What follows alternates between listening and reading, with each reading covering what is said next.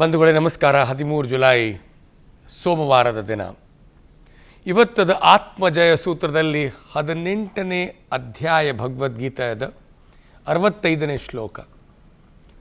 ಮನ್ಮನ ಮದ ಮದ್ಭಕ್ತೋ ಮದ್ಯಾಜೀಮಾಂ ನಮಸ್ಕುರು ಮಾಮೇ ವೈಶ್ಯಸಿ ಸತ್ಯಂ ತೇ ಪ್ರತಿ ಜಾನೇ ಪ್ರಿಯೋಸಿ ಮೇ. ಅರ್ಜುನಿಗೆ ಕೃಷ್ಣ ಹೇಳ್ತಾನೆ, ಯಾರು ಅವನು ಮನಸ್ಸನ್ನು ಸಂಪೂರ್ಣವಾಗಿ ನನ್ನ ಮೇಲೆ ನಂಬಿಕೆ ಇಟ್ಟು ಸಮರ್ಪಣೆ ಮಾಡ್ತಾನೆ, ಪೂರ್ವಜನ್ಮದ ಕರ್ಮಗಳಿಂದ ಮನಸ್ಸಲ್ಲಿ ಭಯ ಮತ್ತು ಬೇರೆ ಬೇರೆ ಥರದ ವಿಚಾರಗಳು ಬರ್ತದೆ.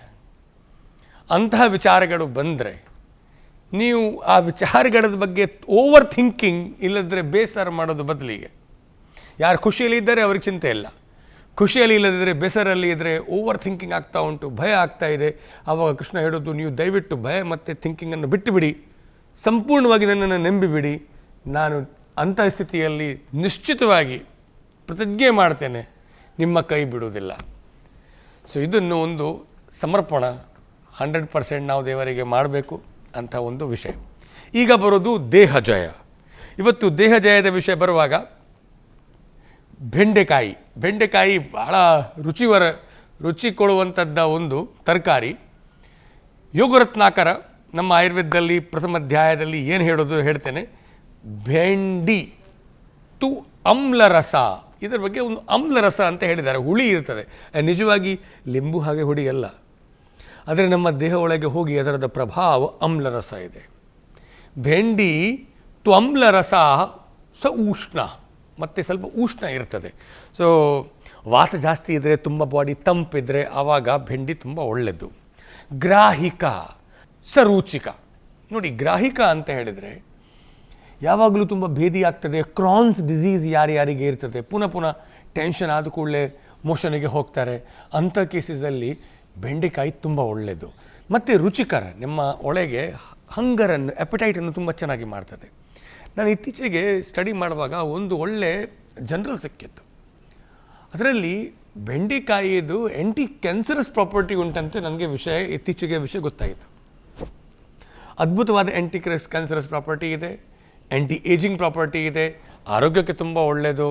ದಯವಿಟ್ಟು ಬೆಂಡೆಕಾಯಿದ ಸೇವನೆ ಅಟ್ಲೀಸ್ಟ್ ವಾರಕ್ಕೆ ಒಮ್ಮೆ ಮಾಡಿದರೆ ಆರೋಗ್ಯ ಚೆನ್ನಾಗಿ ಇರ್ತದೆ. ಇವಾಗ ಮನೋಜಯದ ವಿಷಯ ಬರುವಾಗ ಇವತ್ತು ವೃಕ್ಷಾಸನದ ಬಗ್ಗೆ ನಾವು ಕೈಯನ್ನು ಮೇಲೆ ಮಾಡಿ ನಮ್ಮ ಆರ್ಮ್ಸ್ ಕಿವಿಗೆ ಮುಟ್ಟಬೇಕು. ಕೈಯನ್ನು ನಮಸ್ಕಾರ ಮುದ್ರೆಯಲ್ಲಿ ನಾವು ಆದಷ್ಟು ಮೇಲೆ ಹೇಗೆ ವೃಕ್ಷ ಇರೋದು ಆ ಥರ ಮಾಡಿ ಸ್ಟ್ರೆಚ್ ಕೊಡಬೇಕು. ಪಾದದ ನಮ್ಮ ಈ ಬಿರಳು ಮೇಲೆ ನಾವು ನಿಲ್ಲಬೇಕು. ಇನ್ಹೇಲ್ ಮಾಡುವಾಗ ನಾವು ಮೇಲೆ ಬರಬೇಕು ಮತ್ತು ಎಕ್ಸೇಲ್ ಮಾಡ್ತಾ ಕೆಳಗೆ ಬರಬೇಕು. ಈ ಥರ 10 ಸತಿ ಈ ಆಸನ ಮಾಡಿದರೆ ಅದ್ಭುತವಾದ ಸ್ಟ್ರೆಚ್ ಸಿಗ್ತದೆ ಬಾಡಿಗೆ. ಆಶ್ಚರ್ಯ ವಿಷಯ ಹೇಳಿದರೆ ಇದು ಎಂಗ್ಸೈಟಿ ಮತ್ತು ಟೆನ್ಷನಿಗೆ ತುಂಬ ಒಳ್ಳೆಯ ಆಸನ, ಮತ್ತು ನಿಜವಾಗಿ ಸಹ ಬಾಡಿ ಫುಲ್ ರಿಲ್ಯಾಕ್ಸ್ ಆಗ್ತದೆ. ರಿಲ್ಯಾಕ್ಸೇಷನ್ ಆ್ಯಕ್ಚುಲಿ ಆಸನ ಇದು. ಇವಾಗ ಇವತ್ತದ ಕರ್ಮಜಯ. ಇವತ್ತದ ದಿನದ ಚಂದ್ರದ ಸ್ಥಿತಿಯನ್ನು ಅರ್ಥ ಮಾಡಿಕೊಂಡ್ರೆ ನೀವು ನಿಮ್ಮ ಕರ್ಮಗಳನ್ನು ನೀವು ಪ್ಲ್ಯಾನ್ ಮಾಡಬಹುದು. ಇವತ್ತು ಅಷ್ಟಮಿಯ ದಿನ, ರೇವತಿ ನಕ್ಷತ್ರ ಸೋಮವಾರಕ್ಕೆ ಬರ್ತಾ ಇದೆ. ರೇವತಿ ನಕ್ಷತ್ರ zeta Pisces set of stars Revathi. ಇದರ ಎದುರಿಗೆ ಅಷ್ಟಮಿಯ ಚಂದ್ರ ಭಾಳ ಪವರ್ಫುಲ್ ಚಂದ್ರ. ಸೋಮವಾರ ಅಂತಹ ಒಳ್ಳೆಯ ದಿನ ಬರ್ತಾ ಇದೆ, ಅದ್ಭುತವಾದ ದಿನ. ಎಲ್ಲವೂ ಶುಭ ಕಾರ್ಯ ನೀವು ಮಾಡಿ ಖುಷಿಯಿಂದ ಎಲ್ಲ ಕಾರ್ಯಕ್ರಮಗಳನ್ನು ನೀವು ಮಾಡಿದರೆ ಚಿರಕಾಲವರೆಗೆ ಲಾಂಗ್ ಟರ್ಮ್ ಒಳಗೆ ನಿಮಗೆ ಲಾಭ ಇರ್ತದೆ. ಧನ್ಯವಾದಗಳು. ಶುಭಮಂಗಲಂ.